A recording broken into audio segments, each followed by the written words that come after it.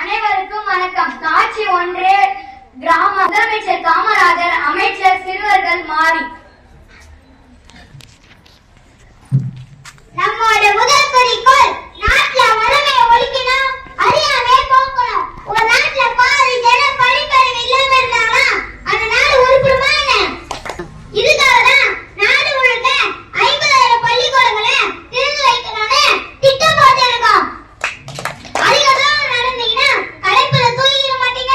இதுக்காக தான் 5 மைலுக்கு ஒரு பள்ளிக்கூடம் இருக்கணும்னு முடிவு பண்ணியிருக்கோம். நன்றி. இப்போது தேசிய கீதம் பாடுவோம். மாறி விழுந்துட்டான்.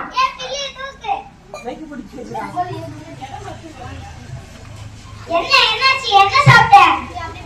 எதுவுமே சாப்பிடுங்கய்யா. மந்திரி வராருன்னு பிள்ளைகளை எழுப்பி கூட்டிட்டு வந்துட்டியா? காட்சி 2 வயல்வெளி. முதலமைச்சர் காமராஜர், அமைச்சர் சிறுவன்.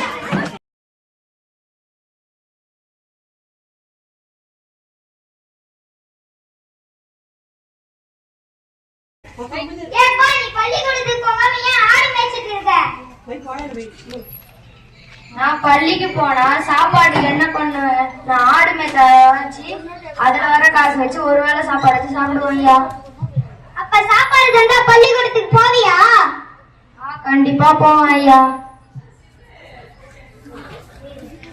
காட்சி 3 தலைமை அலுவலகம். முதலமைச்சர் காமராஜர், அமைச்சர், அதிகாரிகள்.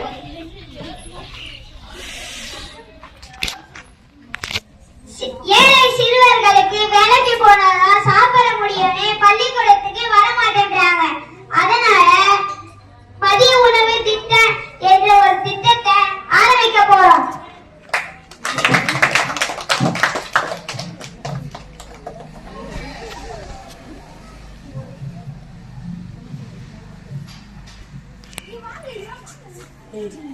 லத்திகாஸ்ரீ, எனக்கு ஒரு சந்தேகம். பஸ் வசதி கூட இல்லாத நம்ம குளத்தூர் கிராமத்துல இந்த பள்ளிக்கூடத்தை கட்டினது யாரும் தெரியலையே. அட, இது தெரியாத உனக்கு? இது நம்ம காமராஜர் ஐயா தான் கட்டினாரு. என்னது, நம்ம காமராஜர் ஐயாவா? அப்ப இந்த பள்ளிக்கூடம் இப்ப கட்டினது இல்லையா? இல்ல இல்ல, இது அக்டோபர் மாசம் 4ஆம் தேதி 1954வது வருஷத்துல காமராஜர் ஐயா முதலமைச்சரா இருக்கும் போது கட்டினது. காமராஜர் ஐயா கட்டின பள்ளிக்கூடத்துல படிக்கிறதுல நம்ம எல்லாருக்கும் ரொம்ப பெருமையா இருக்கு. தமிழ் சரி, இன்னைக்கு அவரோட பிறந்த நாள் அன்னைக்கு நம்ம எல்லாரும் ஒரு முடிவு எடுப்போமா? எடுப்போமே. இனிமேல் நாமளும் காமராஜர் ஐயா மாதிரி நேர்மையா, எளிமையா, நல்லவரா இருப்போம் சொல்லிட்டு ஒரு முடிவு எடுப்போம். எல்லாரும் சொல்லுவீங்களா? நான் சொல்றேங்க. இனிமேல் நாங்களும்